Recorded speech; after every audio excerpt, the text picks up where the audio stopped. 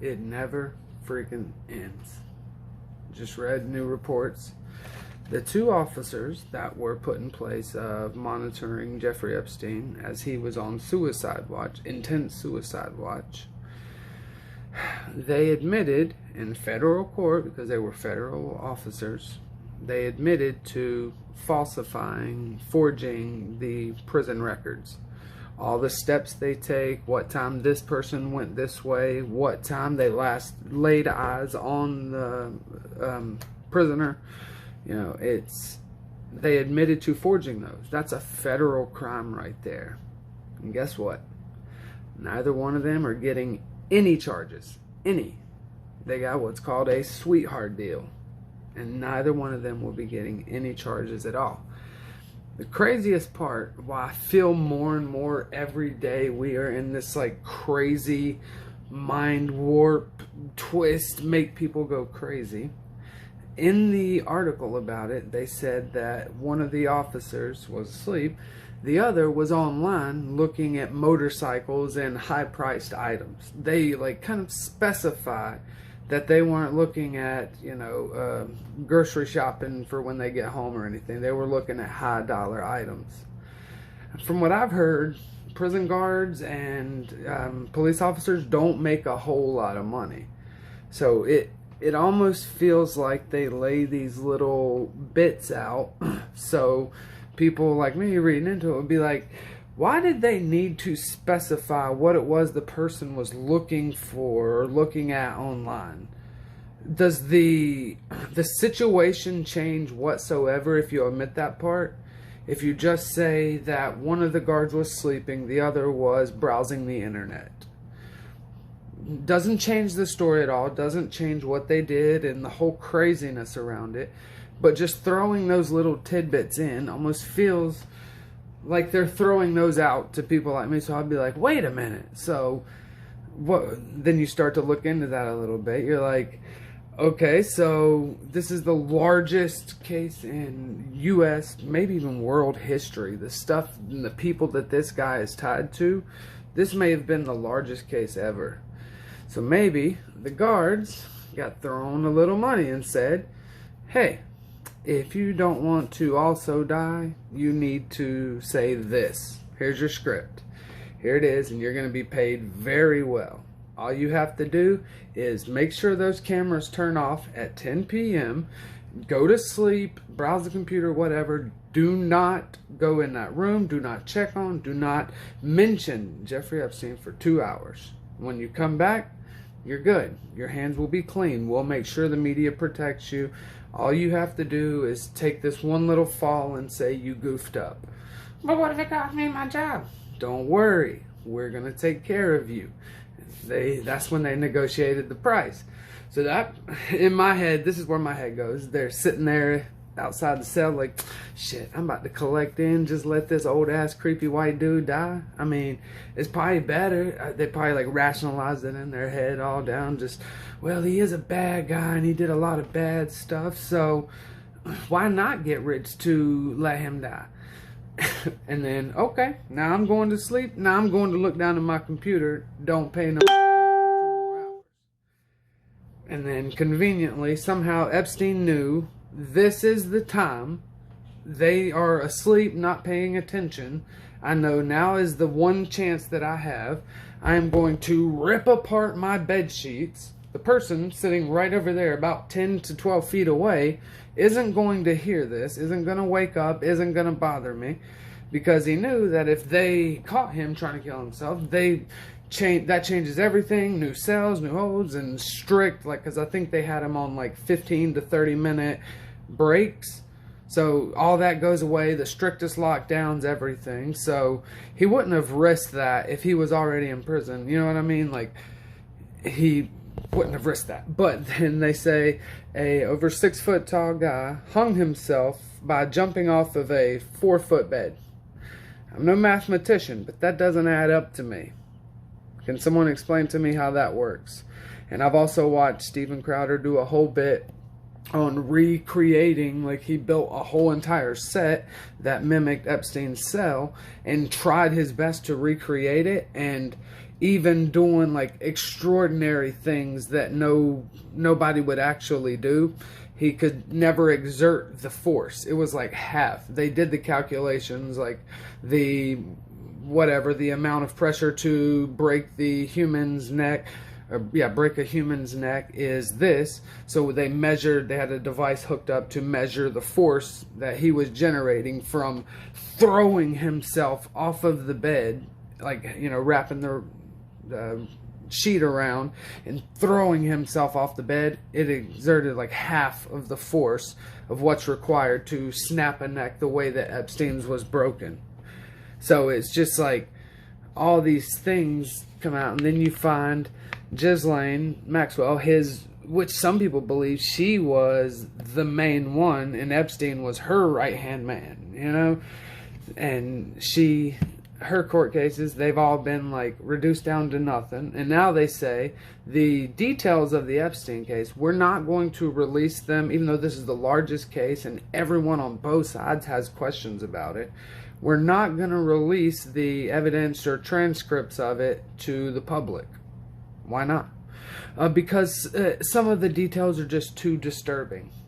Let us decide that. Obviously, we have our preconceived ideas of what Epstein is up to. So we're not going in this going to be surprised, honestly.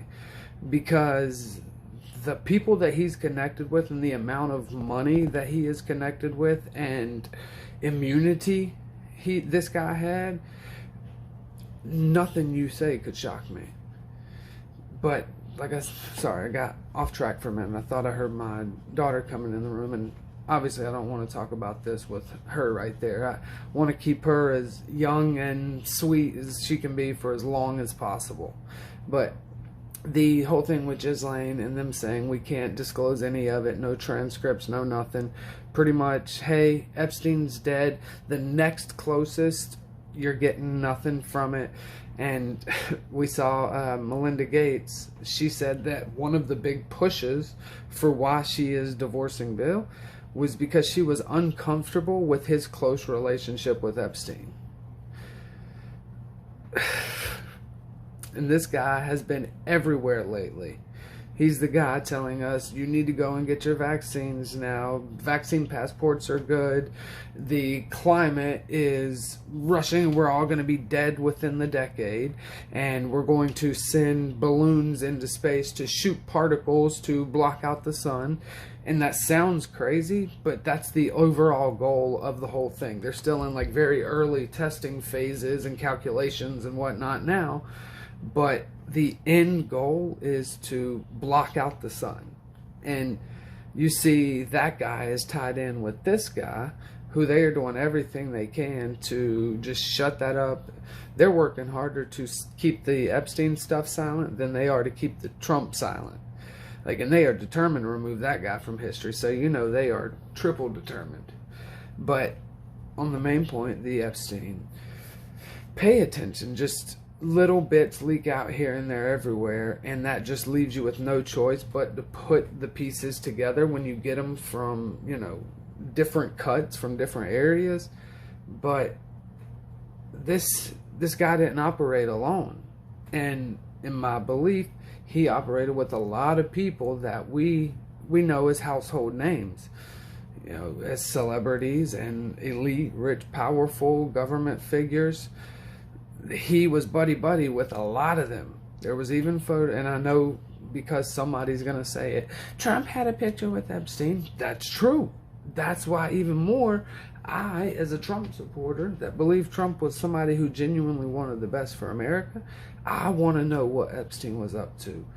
I want to know what's going on with him. So that way we can figure out why he had all these photos and these connections with these powerful people.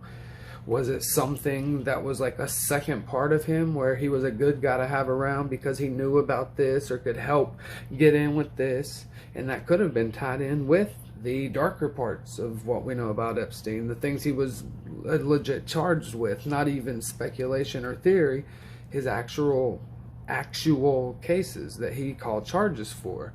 And then you see Gates become his friend after all those charges. So it's like you didn't even have deniability that you didn't know what this dude was up to.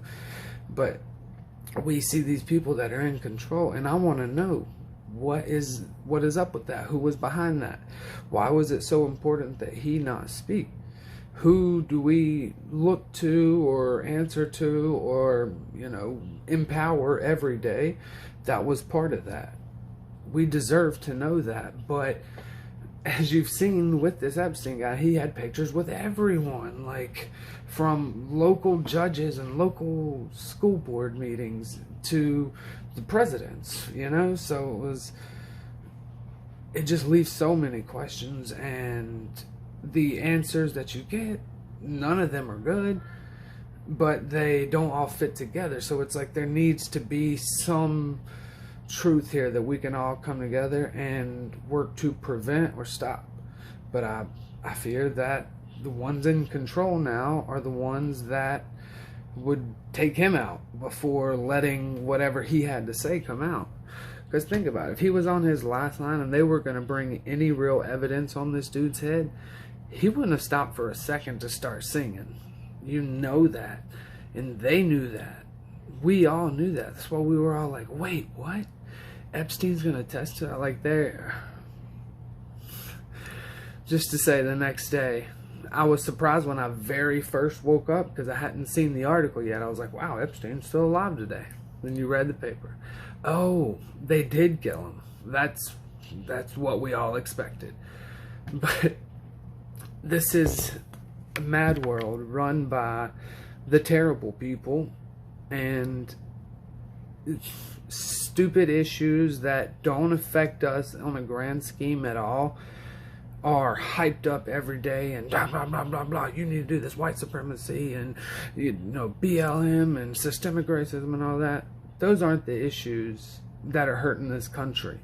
There is pure wicked going on in high levels, and the American people, and I don't even want it to be a left and right thing, but it's the Democratic Party that is pulling every single bit they can get, using race, emotion, love, hate, just loathing, jealousy, whatever, any emotion they can get, they pump it up, wrap it up, and throw it to you, and just take your little bit of freedoms.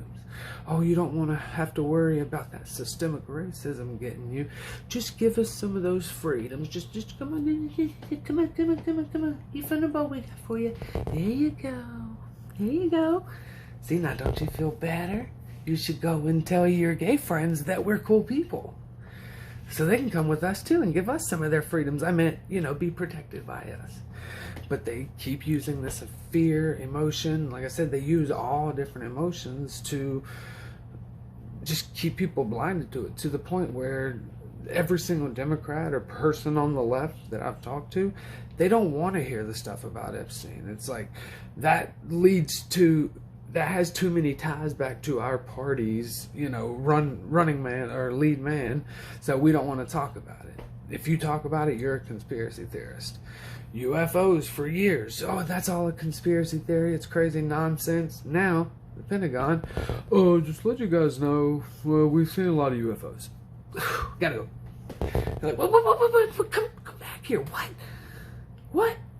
You were coming out now just straight up telling us you've seen UFOs? You're just going to leave it at that? You're just going to drop that bomb and then walk away like it wasn't you? Like farting in the middle of a room and walking out and watching everybody blame the other one? Come on now, man. You can't just leave us with that, like, hanging like that. That's something that's been pretty common, pretty popular, common reoccurring topic of discussion, and a lot of questions, a lot of weird stuff going on. So if you're gonna come out and drop a bomb like that, man, you gotta claim it. You can't just drop a bomb like that and walk off. You gotta claim that and back it up. I'm sure one of you have watched the first 6 minutes, and that's probably it, because attention spans are not great things anymore. They are to be removed and thrown aside. But yes, if you did make it to this part, I do thank you and I do love you. Have a blessed day, and God bless America. Yeah.